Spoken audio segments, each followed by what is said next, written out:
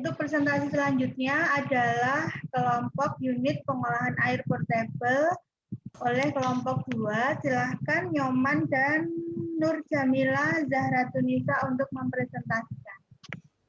Waktu dan tempat saya persilahkan.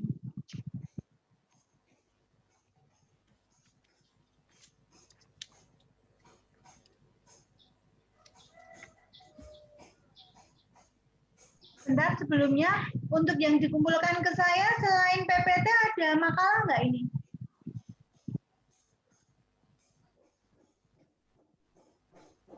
Kelompok ini.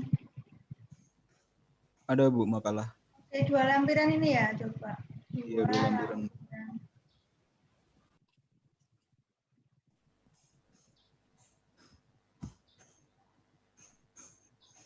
Oke. Ya, silahkan.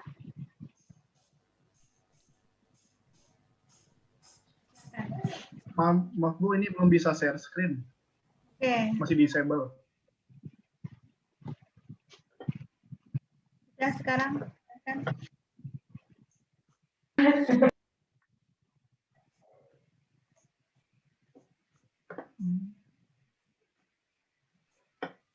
Bentar Bu.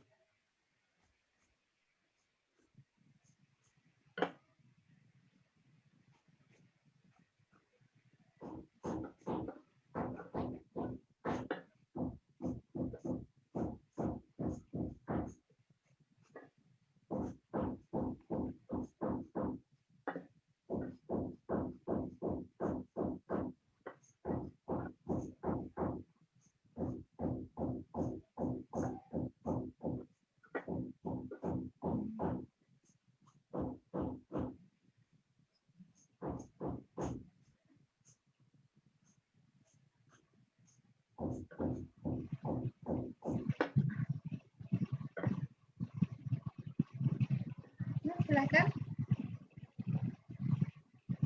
Bentar Bu. Laptopnya agak lemot. Oke. Besok ganti laptop ya. Ya Bu.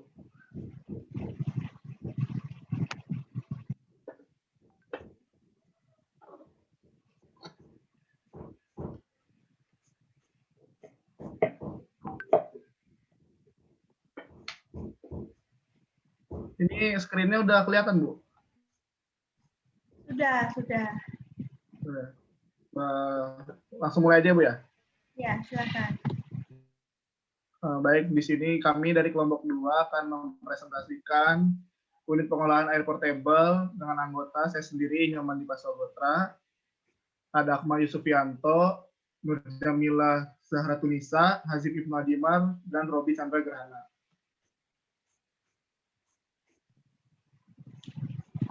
Ya, ada semua ya ini ya. Akmal ada, Hazim ada, Robi ada ya. Oke, lanjut.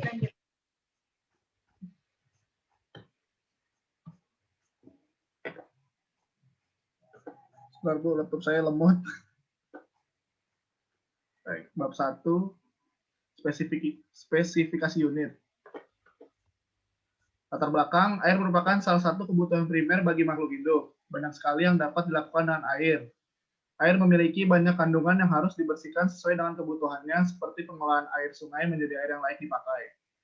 Air sungai memiliki banyak kotoran karena banyak digunakan oleh manusia untuk pemenuhan kebutuhan, karena derajat pengotornya begitu tinggi sehingga perlu melewati proses pengolahannya sehingga dapat digunakan secara aman dan tidak menyebabkan penyakit. Di sini ada esensial, desirable, dan useful. Esensialnya itu dapat menjadikan air sungai jernih, tidak berwarna, tidak terdapat endapan, dan tidak memiliki bau, pH yang netral, mengeliminasi zat-zat berbahaya seperti Hg, Pb, AF, Cd, dan Cr, dapat mengeliminasi bakteri, kuman, dan virus, tidak menghilangkan mineral yang dibutuhkan oleh tubuh. Desirable-nya, alat dapat bertahan lama dan tidak mudah korosi. Alat memiliki kapasitas yang besar, dan alat dapat menjadikan air memiliki rasa yang tawar. Useful-nya, alat murah dan mudah digunakan. Kapasitas yang dihasilkan alat ini adalah 60 liter per hari kali 4 orang, yaitu 240 liter per hari, cukup untuk satu keluarga yang terdiri 4 orang. sesuai dengan Peraturan Menteri Dalam Negeri Nomor 23 Tahun 2006 tentang pedoman teknis dan tata cara pengaturan tarif air minum pada perusahaan daerah air minum, yaitu kapasitas sejumlah 10 meter kubik per kepala keluarga per bulan atau 60 liter per orang untuk per hari. Di sini ada spesifikasinya, bahan baku air baku diperoleh dari sungai. Air sungai yang didapatkan memiliki spesifikasi yang tersebut yang ada pada tabel ini, Bu. Suhunya 29,25 derajat Celcius, pH-nya 7,6, kekeruhannya 25,5 TCU, koliformnya 14 mpn per 100 mili, kolitinja 2 mpn per 100 mili, besinya 0,12 mg per liter, mangannya 0,268 mg per liter. Ini ada produk olahannya. Sesuai tabel. Ini dibacain nggak, Bu?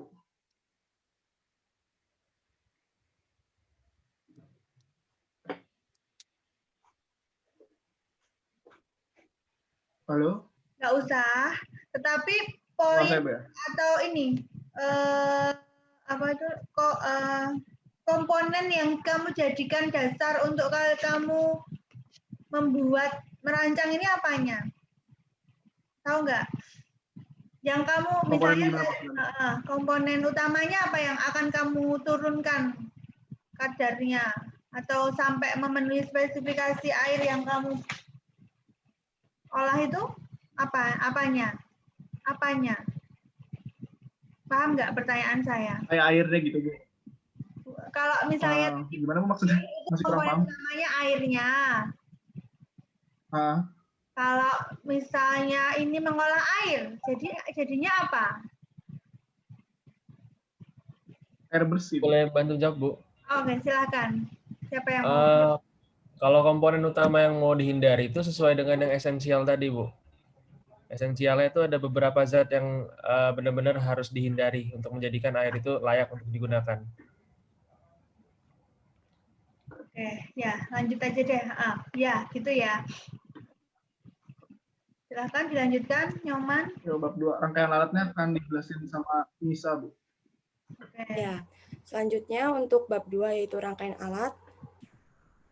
Next. Nah, ini ada desain rancangan alat kita. Ini yang pertama, pompa yang kecil, terdapat pompa aerasi, kemudian ada 2 pompa filter, yaitu filter mangan zeolit, serta filter karbon aktif. Kemudian ada pompa yang kecil, ini adalah pompa mikrofilter. Kemudian pada pompa filter mangan zeolit, back dulu. Ini terdiri dari mangan zeolit, pasir silika, dan kerikil, kemudian filter karbon aktif, terdapat karbon aktif, pasir silika, dan kerikil. Next.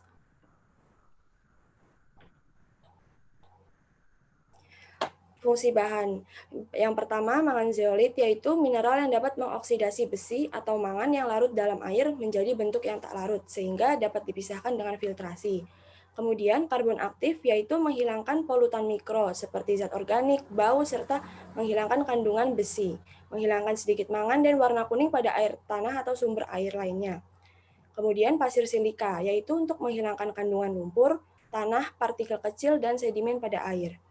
Lalu batu kerikil yaitu menyangga lapisan pasir silika agar pasir tidak menutupi lubang saluran bawah. Next. Uraian proses yang pertama yaitu proses aerasi dengan pengontakan oksigen dari udara dengan air. Zat besi dan mangan yang larut dalam air akan bereaksi dengan oksigen membentuk ferrioksida dan mangan oksida sehingga dapat tersaring pada proses filtrasi.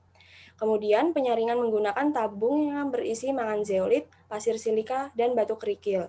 Proses ini berfungsi untuk mengoksidasi besi dan mangan yang ada di dalam air menjadi bentuk ferrioksida dan mangan dioksida yang akan tersaring pada saat melewati pasir silika dan batu kerikil. Yang ketiga yaitu penyaringan menggunakan tabung yang berisi karbon aktif, pasir silika, dan batu kerikil. Pada proses ini berfungsi untuk menghilangkan polutan mikro, seperti zat organik, bau, serta yang kandungan lainnya. Kemudian, proses penyaringan menggunakan mikrofilter 0,5 mikron dan 0,1 mikron, yang berfungsi untuk menyaring partikel kotoran yang berukuran besar hingga berukuran yang sangat kecil, yaitu 0,1 mikron. Next.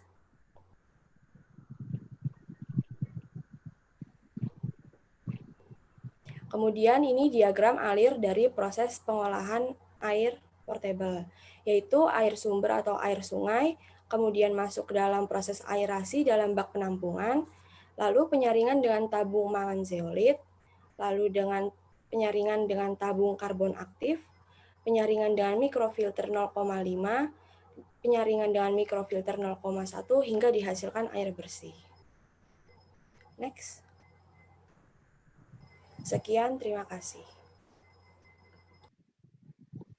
Oke, terima kasih atas penjelasan pemaparan dari kelompok 2 tentang pengolahan air portable. Silahkan penanya sebelum saya tunjuk untuk bertanya.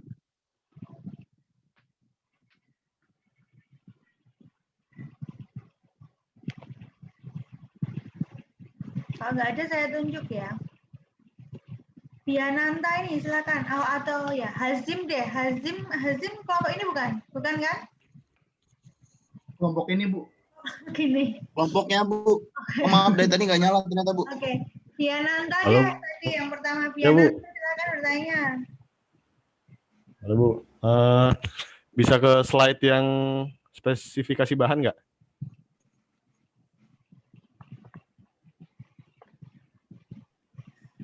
Mau nanya yang karbon aktif sih Bu. Oke, silakan. Bentar. Nah ini kan tadi, sorry, yang ada karbon aktifnya.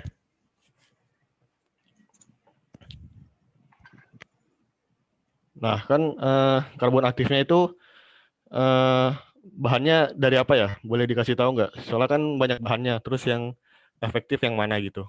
Terima kasih.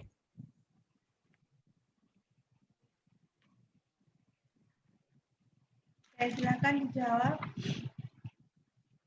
tentang spesifikasi bahan karbon aktif gitu ya. Iya, karbon aktif. Seperti contohnya apa, terus apakah dia efektif atau tidak gitu. Terima kasih.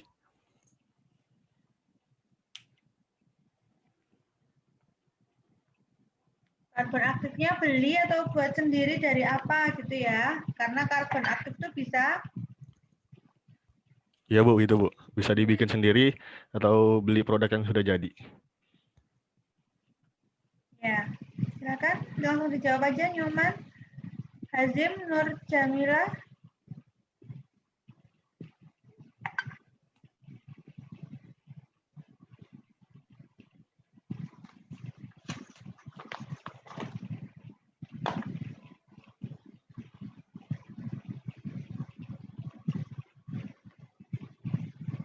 Ayo dijawab.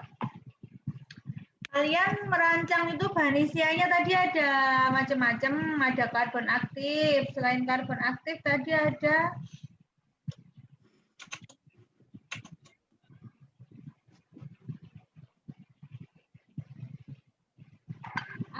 pasir silika, ada kerikil gitu ya, urutannya paling atas. Nah, rancangan kamu itu, kamu hanya sekedar merancang alat, kemudian bahan isiannya itu beli, atau kalian juga bikin mungkin alat tapi ada spesialnya juga, karbon aktifnya itu dari apa gitu.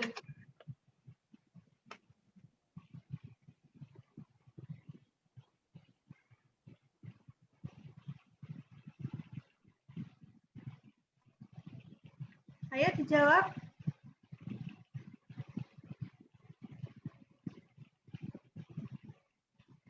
Bahan-bahannya beli, Bu, bahan isiannya. Bahan isiannya beli ya. Kemarin juga saya waktu mengolah air itu di toko membran itu dia sudah sekaligus menyediakan bahan isian itu. Nanti saat beli itu sudah ada spesifikasinya. Ya. Kemudian nanti umurnya juga kapan harus diganti atau diregenerasi seperti itu. Ada tambahan lagi nggak kelompok ini?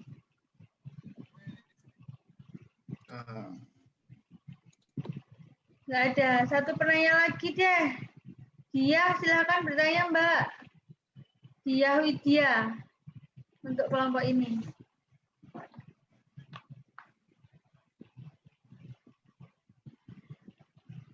Kamu kelompok apa toh, Diah Widya? Iya, halo Bu. Kelompok 8, Bu. Saya. Tentang apa kelompok 8 itu? Daun ekstraksi daun remujung, Bu. Kapsul. Bapak ya, sekalian tanya ini tentang pengolahan air. Karena pengolahan air juga nanti sepertinya ada membran. Ada kan yang membran?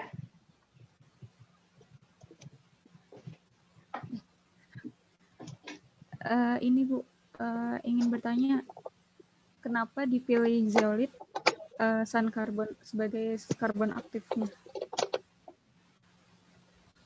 Karena absorben kan banyak gitu ya jenisnya. Tuh, makasih Bu. Makanya kamu pilih zeolit kelompok ini tadi. Saya lihat di gambarnya nggak ada zeolit ya. Oh ada, mangan zeolit ya, tabung yang satunya ya, mangan zeolit ya. Nah, kenapa pertanyaannya si dia, kenapa memilih mangan zeolit?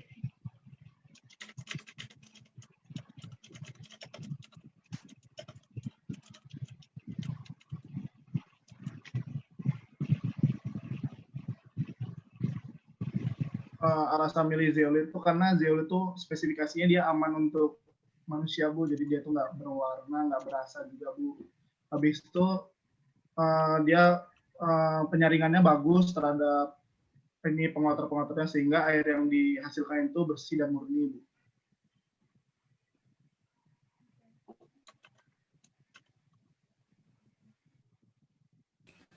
Baik Mas, Mbak. Terima kasih. Untuk kelompok 2 ini, saya melihat ini masukan dari saya ya, latar belakangnya itu kok belum spesifik ya. Kalau hanya untuk ini saja, jadi kamu bisa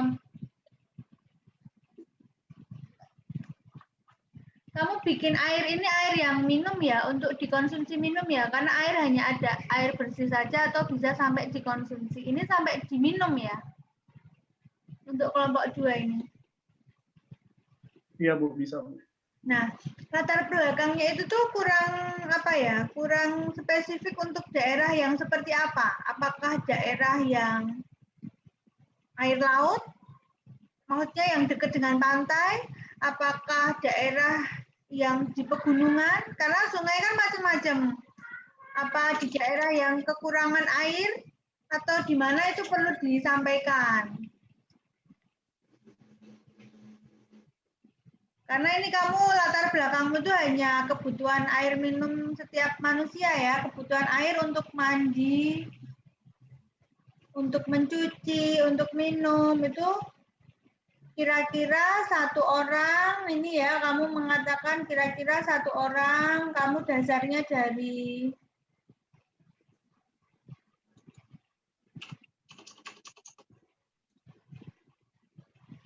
Peraturan Menteri Dalam Negeri ya, 60 liter per orang per hari. Kemudian kamu tiba-tiba langsung bilang sistem pengolahan air ini dapat digunakan untuk 4 orang. Jadi 60 liter per hari dikali 4 orang ini. Jadi ini untuk kebutuhan satu rumah maksudnya atau gimana ini? Saya masih bingung dengan penentuan kapasitasnya kalian.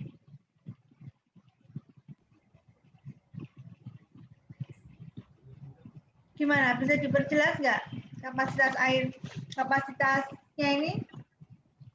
Izinnya Bu. Ya. Untuk kapasitas air tuh emang kalau misalnya di peraturan pemerintah tuh biasanya 6 orang per rumah. Cuman karena kami pengen beda aja, mungkin 4 orang nggak apa-apa Bu. Jadinya satu rumah tuh 4 orang dikali 60 liter per hari. Dan untuk latar belakangnya tadi Bu, maaf, ini airnya itu nggak dipakai buat minum. Jadi airnya ini hanya air layak pakai Bu. Kamu harus menambahkan ya di daerah yang kekurangan air bersih ini. Iya Bu. Terus merancang mualat ini air sungai ya, bahan bakumu. Nah, air sungai ini itu dibawanya ke rumah-rumah kalian gimana? Ini malah saya tuh bingung desainnya kalian nanti. Gitu loh. kalau pengolah air portabelnya yang sesuai buku kita itu ya, itu kan air portabel tapi untuk air minum ya, untuk pendakian orang ya. Jadi untuk orang yang mendaki di sana susah air bersih susah, adanya air sungai. Nah, untuk kebutuhan minumnya ya di sana kalau namanya hiking tuh nggak 2-3 hari tapi berbulan-bulan gitu ya, katanya di buku Kasler. Ya kan pelajarannya Bu Wahyu. Nah, itu jelas kalian portabel itu digendong-gendong itu unit pengolah airnya. Nah, ini portabel yang dimaksudkan di sini tuh gimana? Kalau kayak gitu namanya nggak portabel lagi dong, kelompok ini. Gimana? Ini tuh sekali lagi kita berdiskusi ya. Jadi yang sudah kalian presentasikan ini, nanti di bab 3, bab 4, di saat pertemuan bab 3, bab 4 itu ada perubahan terhadap desain kamu nggak masalah. Nanti disampaikan di saat presentasi kalian yang kedua. Ini kita berdiskusi aja. Yang namanya portabel itu kan bisa dibawa kemana-mana, setidaknya bisa lah kita pindahkan gitu ya. Nah, bayangan saya untuk ini, itu tuh untuk daerah yang kekurangan air bersih, atau malah justru daerah banjir. Daerah banjir itu banyak air, tapi bukan air bersih, tapi air kotor. Namanya air banjir itu kan coklat gitu ya warnanya. Ya setidaknya tidak bersih lah gitu. Nah itu bisa kita olah menjadi air yang bisa kita konsumsi untuk keperluan kita sehari-hari.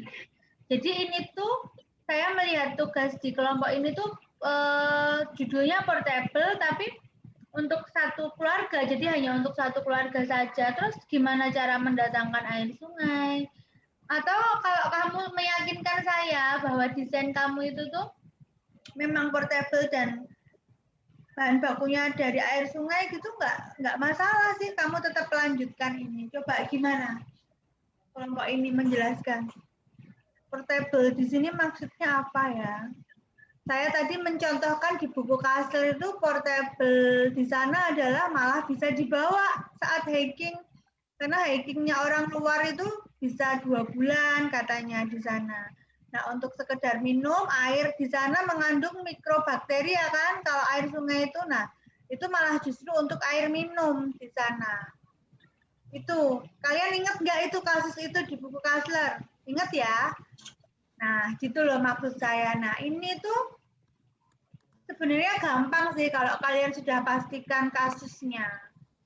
Mengolahnya tadi ya benar dengan, tapi nggak langsung filtrasi ya, nggak langsung unit-unit tadi bahan tumpukan di dalam unit filtrasi, tapi sebelumnya harus ada pre-treatmentnya, ada aerasi tadi kamu bilang, sedimentasi. Gimana ini, mau bertahan untuk kapasitas satu keluarga atau mau direvisi? Masukan dari saya, gimana?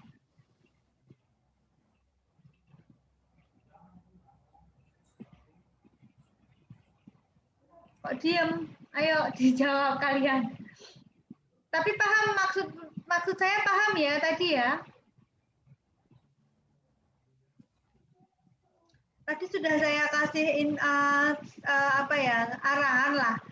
Kamu tuh bisa mendesain ini tuh untuk daerah yang sulit air bersih. Sulit air bersih. Jadi malah justru untuk jangan keperluan satu rumah aja, tapi satu warga.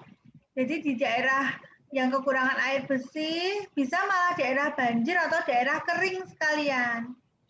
Jadi kalau mahasiswa KKN itu kayak pengabdian, misalnya di daerah yang nggak ada listrik, gimana bisa menghasilkan listrik di situ. Kalau daerah yang kekurangan air, gimana caranya menghasilkan air bersih di situ, gitu loh. Itu ide dari saya. Nanti silakan dirundingkan ya kelompok ini, saya ajak ngobrol nih, kayaknya malah diem aja ini. Ya Bu, ya Bu. Belum bisa memutuskan ya kalian, tapi silakan. Jadi gimana, Hazim? Sebenarnya Bu, dari rancangan kami tuh alatnya tuh ada rodanya tuh Bu. Jadi menurut kami itu walaupun kapasitasnya besar, tapi mungkin bisa dibawa kemana-mana. Walaupun dia berat, mungkin ini kan kapasitasnya untuk satu rumah ya Bu, bukan untuk satu orang, tetap satu rumah. Udah, berarti Cuman, gini, gini Hazim, oke. Kalau kamu tetap bertahan dengan ini tuh nggak apa-apa. Tapi bagaimana nanti air sungai bisa masuk ke rumah-rumah? Kalau jelas untuk warga, itu jelas ditampung, misalnya di tandon besar, dialirkan ke warga-warga pakai pipa. Itu bayangan dari saya loh ya. Sungai langsung ke, jadi besar sekalian, tapi untuk warga-warga sekitar gitu. Tapi kalau itu untuk satu rumah, bagaimana sungai itu ke rumah-rumah itu gitu loh maksud saya itu. Nah, oke, itu dipikirkan selanjutnya, itu masukan dari saya ya. Paham ya Hazim maksud saya? Nyoman, dia, Jamila, Nisa ya Nisa. Paham nggak? Iya, baik, Bu. Baik, Bu. Iya, Bu. Jadi silahkan mau bertahan juga nggak apa-apa, itu kan kita berdiskusi aja ya. Tapi yang jelas, apapun jawabannya, yang mau itu latar belakangnya harus lebih spesifik lagi. Di daerah yang seperti apa yang perlu, karena tadi si Fadil bertanya untuk judul yang lain. Efektivitasnya itu loh, sama beli air galon, sama kamu mengolah, sama kamu regenerasi zeolit dan lain-lain itu murah mana gitu.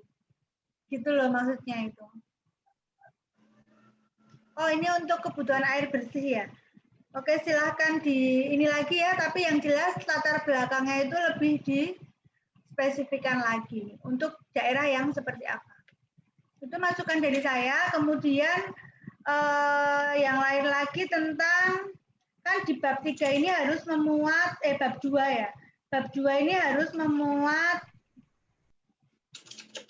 diagram alir proses. Ini tadi sudah ada belum? Di makalahmu saya nggak lihat diagram alir prosesnya, malah saya lihatnya alat utamanya ini ada tumpukan mangan zeolit, ada pasir silika, ada kerikil, sama karbon aktif, pasir silika, sama kerikil. Tapi uraian prosesnya, nah, diagram alir prosesnya itu kayak kamu tuh bikin PFD di dalam perancangan pabrik itu loh, Dek. Jadi ada air sumber, ada proses aerasi. Ini kalian gambarkan alatnya gitu. Tidak detailnya, tapi alatnya kayak bikin PFD gitu ya. Jadi nanti direvisi plus sekalian besok presentasi bab 3 dan bab 4. Itu dari kelompok 2 tentang unit pengolahan air portable. Terima kasih. Kita beri tepuk tangan ya untuk kelompok ini. Oke, selanjutnya tadi sudah alat ya tentang pengering salak. Kemudian yang kedua tadi tentang deterjen tablet itu produk. Terus ini alat lagi. Nah, sekarang produk lagi ya. Nah, produk lagi. Kelompok yang 4 terakhir untuk hari ini tentang ekstrak daun remujung. Ekstrak daun remujung. Nah, yang akan presentasi adalah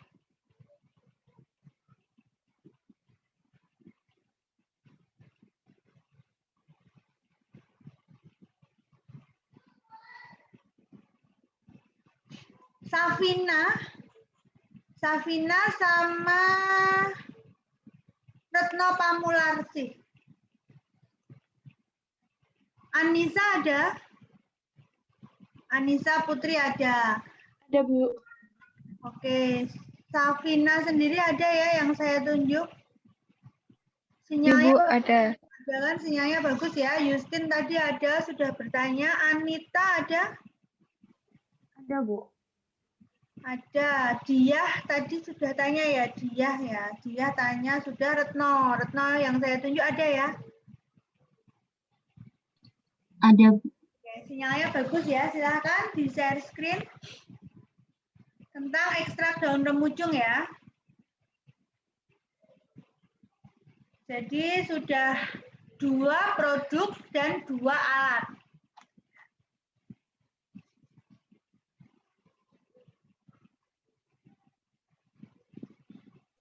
Ini sebentar ya Bu, baru mau di share screen.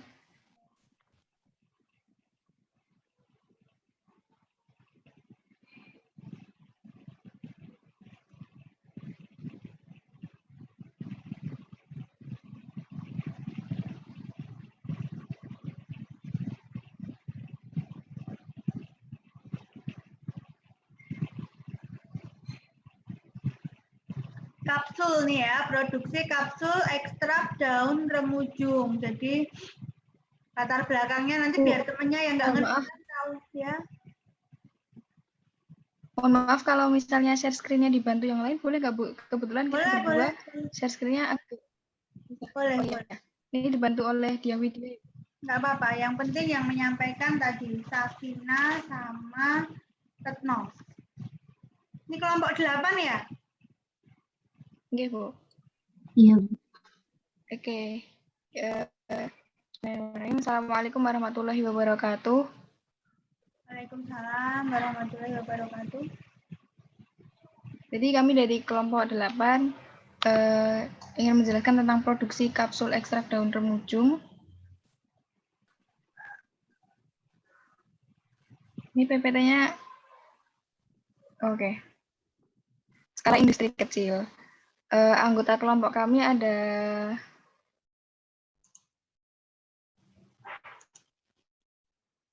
bisa di next ininya PPT-nya. Oke. Ada Anissa Putri, saya sendiri Safina Arin, Justin Rirung, Anita Nur Adianti, dan Dia Widya dan Retno Pamularsi. Next. Nah, sebagai latar belakang, penggunaan obat tradisional herbal di Indonesia kan lebih dikenal dengan jamu. Nah, telah diperkenalkan sejak dahulu dan masih dipakai hingga sekarang. Tanaman yang ada dapat dimanfaatkan untuk obat herbal yang mampu mengatasi berbagai penyakit. Remujung ini termasuk salah satu tanaman yang bisa digunakan untuk pelancar air seni, membantu menurunkan tekanan darah, mengobati sendi dan asam urat, serta melancarkan fungsi ginjal dan melarutkan batu di ginjal dan saluran air kencing. Selanjutnya, nah, penggunaan ekstrak atau bahan alam sebagai pengobatan akan lebih mudah dikonsumsi masyarakat luas dalam bentuk sediaan seperti misalnya tablet atau kapsul. Permasalahan ekstrak atau bahan alam adalah cenderung memiliki rasa yang nggak enak dan bau yang khas gitu. Oleh karena itu, untuk menutupi kekurangan bahan alam tersebut, sediaan dibuat dalam bentuk kapsul. Isi kapsul berupa serbuk atau granul. Formulasi serbuk kering itu membutuhkan penambahan zat pengisi, lubrikan, dan glidan pada bahan aktif untuk mempermudah proses pengisian kapsul. Berdasarkan pertimbangan tersebut, kita ingin membuat sediaan kapsul dari ekstrak daun remujung. Nah, selanjutnya, kapasitas produksi kapsul ekstrak daun remujung ini, karena skala industri kecil, maka membutuhkan 10 kg daun remujung untuk menghasilkan 800 kapsul per hari. Dengan menggunakan ukuran kapsul, satu kapsul itu untuk volume 0,5 mili dengan jumlah serbuk 500 mg.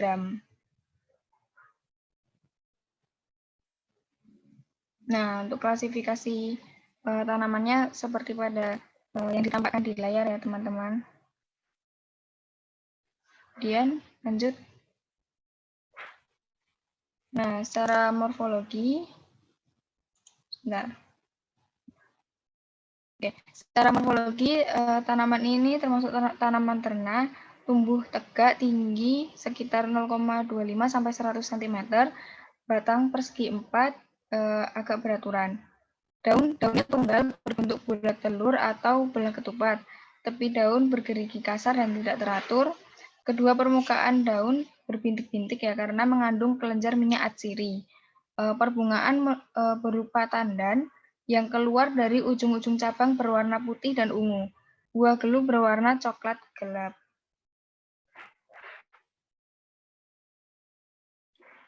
Nah, kandungan kimia dari bahan ini adalah yang pertama minyak atsiri, di mana itu bisa berfungsi sebagai anti nyeri, anti infeksi, dan pembunuh bakteri. Kemudian ada juga ortosiponin glikosida yang bisa digunakan untuk diuretik dan antiinflamasi. Ada juga saponin yang dapat berguna sebagai antiseptik dan menghambat Na+. Kemudian ada garam kalium yang bisa untuk metabolisme energi dan katalisator sintesis glikogen dan protein.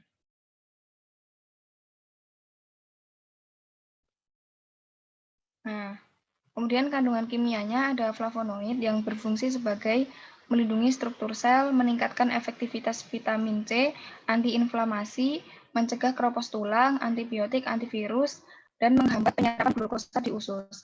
Ada juga kandungan myoinositol yang berfungsi sebagai aktivitas lipotropik, mengatur respons sel terhadap rangsangan dari luar, transmisi saraf, dan pengaturan aktivitas enzim. Oke, untuk selanjutnya bisa dijelaskan oleh teman saya, Retno. Silahkan. Ya, baik, terima kasih. Selanjutnya ada spesifikasi dari produk. Produk kami ini berbentuk kapsul, di mana kapsul itu dapat diartikan sebagai campuran homogen 2 atau lebih bahan obat yang telah dihaluskan. Kapsul sendiri adalah sediaan padat yang terdiri dari obat di dalam cangkang yang keras atau lunak yang dapat larut. Sediaan kapsul merupakan partikel zat padat yang mempunyai ukuran 0,1 sampai 10.000. Itu kapasitas kapsul sendiri kira-kira antara 30 mg sampai 600 mg. Ya, lanjut. Kemudian di sini kami memilih di antara kapsul lunak dan keras, kami memilih kapsul keras, di mana bahannya dari gelatin. Di sini ada beberapa kelebihan dari kapsul gelatin keras sendiri. Itu yang pertama, dapat menutupi rasa dan bau yang tidak enak dari bahan obat. Kemudian ada mudah untuk ditelan, mudah dalam penyimpanan karena hanya sedikit bahan tambahan dan tekanan yang dibutuhkan, lalu dapat digunakan untuk menggabungkan beberapa jenis obat pada kebutuhan yang mendadak. Kemudian kelebihan dari yang terakhir adalah bahan obat terlindungi dari pengaruh luar atau cahaya dan kelembapan. Kemudian selanjutnya ada evaluasi dari kapsul. Untuk evaluasi terhadap massa kapsul itu nanti meliputi sifat air, sudut istirahat, bulk density, dan tap density. Kemudian untuk evaluasi sediaan kapsul jadi itu meliputi uji keragaman bobot dan kandungan, uji waktu hancur, kemudian uji higroskopisitas. Kemudian lanjut. Nah, ini cangkang kapsul keras yang kami pakai nanti dari cangkang kapsul gelatin produksi dari PT Kapsul Indonesia dengan ukuran kami memilih ukuran 0 dengan kapasitas 500 mg. Ini lanjut.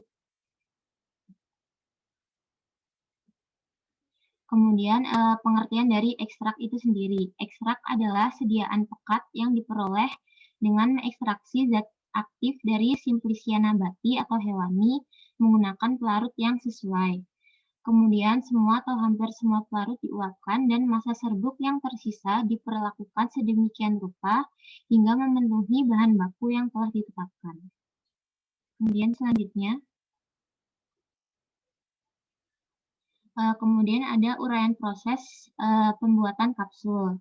Yang pertama itu kami mengekstraksi daun remujung kering, di mana dalam proses ekstraksinya terdiri dari 2 bagian.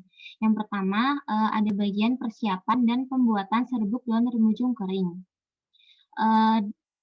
Dalam persiapan daun remujung kering, kami keringkan dengan sinar matahari atau mengoven dengan suhu 60 derajat Celcius.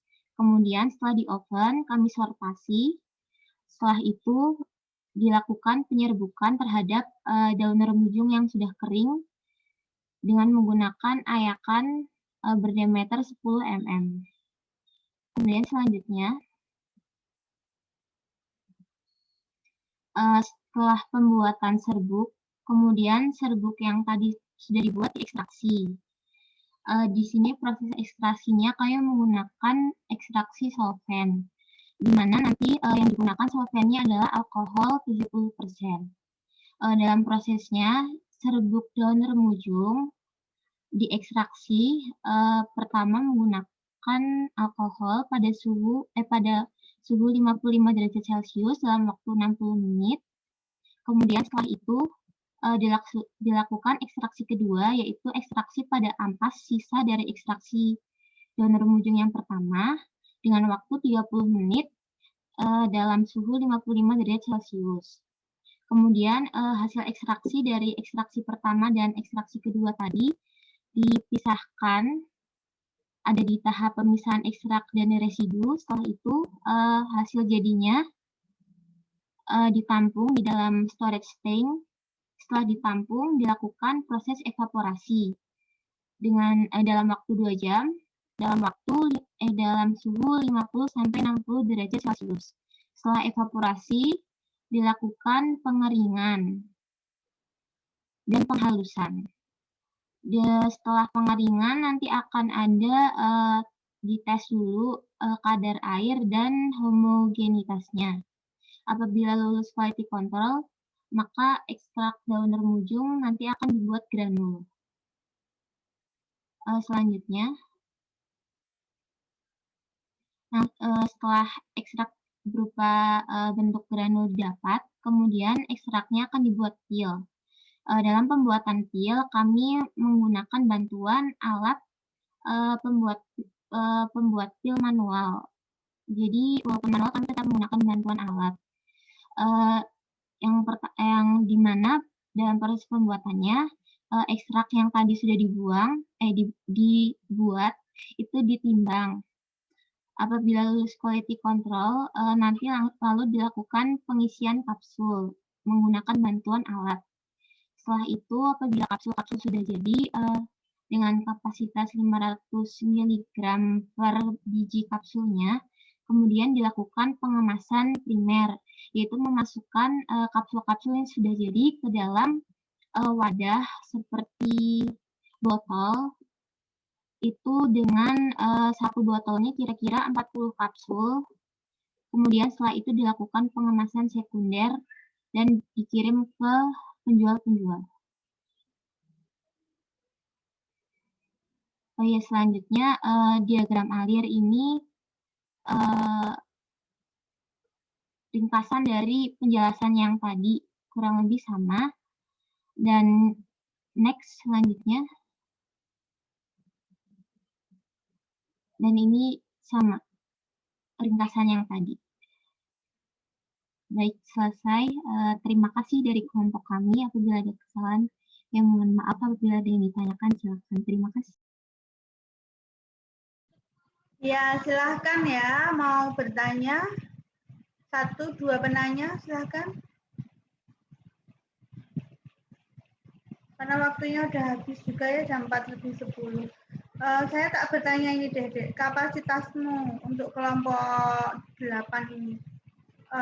Dari 10 kilo jadi 800 kapsul itu gimana ceritanya? Ini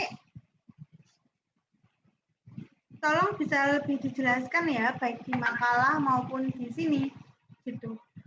Tadi 100 kilo daun remujung ya, bahan bakunya bisa menjadi 800 kapsul itu gimana? Mohon maaf, 10 kilo, Bu. Ya, 10 kilo. Saya bilangnya apa tadi? Saya tadi bilangnya apa? 100 kilo. 10 kilo. 10 kilo jadi 800 kapsul dengan per kapsulnya 500 mg. Itu pertama.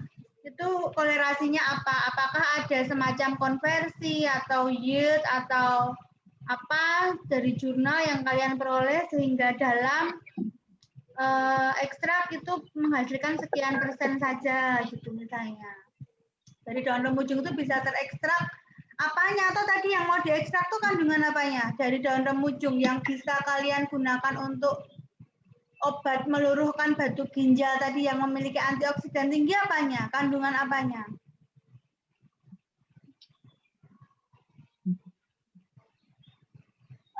Kandungan yang diambil itu senyawa alkaloid seperti saponin, flavonoid, dan polifenol. Itu yang berkhasiat untuk sebagai itu obat batu ginjal. Nah, bisa dijelaskan nggak tadi 10 kilo bahan baku bisa jadi 800 kapsul dengan per kapsulnya itu 500 mg. Itu pertanyaan saya pertama dari saya. Kemudian yang kedua tadi bilangnya kapsul, tapi kok yang di akhir-akhir ini Retno menjelaskan apa pelet atau apa tadi? Apa tadi kamu Jadi granul, jelasin apa tadi? granul Bu. Sebelum granul tadi Jadi ada serbuk. kalau serbuk jelas, sebelum serbuk kok tadi kamu bilangnya coba slide kamu tadi, slide kamu sebelum trim. Sebelum apa? Sebelum diagram alir. Nah, pil. Kapsul sama pil kan berbeda ya. Oh, salah bilang Bu, maaf. Itu coba dijawab dulu yang tentang kapasitas tadi.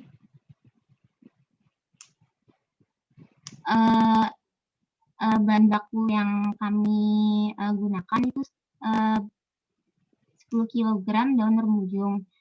Itu dari 10 kg daun remujung akan didapatkan ekstrak seberat 4 kilo daun remujung. Itu berdasarkan jurnal yang dari jurnal penelitian Bu, ekstraksi. Iya, tapi itu skala lab. Jadi untuk skala ini kami karena skala industri jadi kami kalikan itunya. Dan dari 10 kilo daun remujung menghasilkan 400.000 miligram atau 4 kilo. Dan dari 400.000 miligram itu kapsul yang kami. Oke, berarti ini yang dari slide ini yang belum kamu jelaskan adalah 4 kilogramnya itu kamu nggak jelaskan, padahal itu adalah penting dan dikasihkan sumber baik di dalam makalah maupun PowerPoint. Ya, itu kan jadi ketemu benang merahnya bisa dapat 800 kapsul. Oke, sekarang gini deh. Oke, ini jadi cukup untuk kapasitas sama diagram alirnya. Kemudian di bab 34 kamu nggak tanya, Bu, jadinya saya harus merancang alat apa? Kalau merancang alat semuanya itu ya kamu sama aja merancang skripsi ya, perancangan pabrik. Nah, kamu nggak bertanya pada saya atau Bu Wahyu, yang kalian rancang itu adalah alat utamanya. Desain alat utamamu. Nah, desain alat utamamu itu di mana? Alat apa? Mohon maaf. Kalau kami kan bagiannya merancang produk.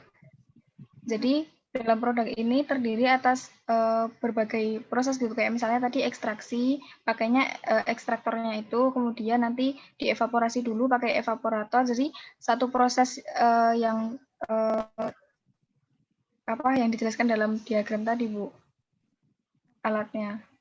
Ya, tapi sepertinya nanti bisa tanya Bu Wahyu ya. Jadi alat yang didesain secara spesifik nanti ini ekstraktornya itu. Jadi kamu mendesain lama tinggal, jadi kayak mendesain reaktor di situ nanti. Oh, kalau mohon maaf kan sepenangkap kami kan dari kelompok kita, dari kelompok di tugas ini kan ada yang merancang produk dan ada yang merancang alat. Nah, kita yang kebagian merancang produk tadi. Oh, produk itu, ya. Jadi detailnya ya. Oke. Nanti coba ya. Iya, Bu. Oke. Ya. Terus nanti rencananya produkmu itu akan dikemas dalam bentuk apa? Kapsul-kapsul itu.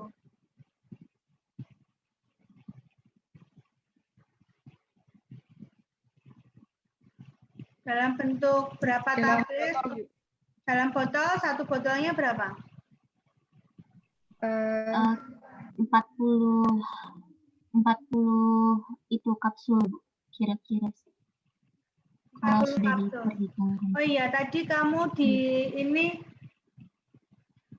sudah disebutkan 500 mg ya di sini, tapi di akhir tadi di belakang kamu bilangnya 300 sampai 600 mg. Jadi yang pasti ya, yang 500 dan 500 tadi di belakang. Ya kan? Tadi kalau nggak salah saya baca itu. Itu untuk pengertian dari kapsul itu sendiri, Bu. Oh gitu. Ya. Jadi kamu tentukan yang 500 mg ya. Iya, Bu. Ada yang ditanyakan untuk kelompok ini? Waktunya udah habis ya, udah lewat 5 menit. Oke, kalau tidak saya akhiri untuk presentasi bab 1, 2, 4 kelompok. Kita sudah dapat dua alat dan 2 bahan ya, 2 alat dan 2 produk ya, 2 produk atau bahan. Kita lanjutkan untuk besok 4 kelompok yang lain dengan bab yang sama, dan tetap yang sudah presentasi ini tadi tetap harus join ya, tetap harus presensi. Itu saya akhiri untuk kuliah teknik produk siang hari ini. Terima kasih. Saya akhiri. Wassalamualaikum warahmatullahi wabarakatuh. Waalaikumsalam warahmatullahi wabarakatuh. Terima kasih, Bu. Ya, sama-sama. Terima kasih, Bu. Terima kasih, Bu.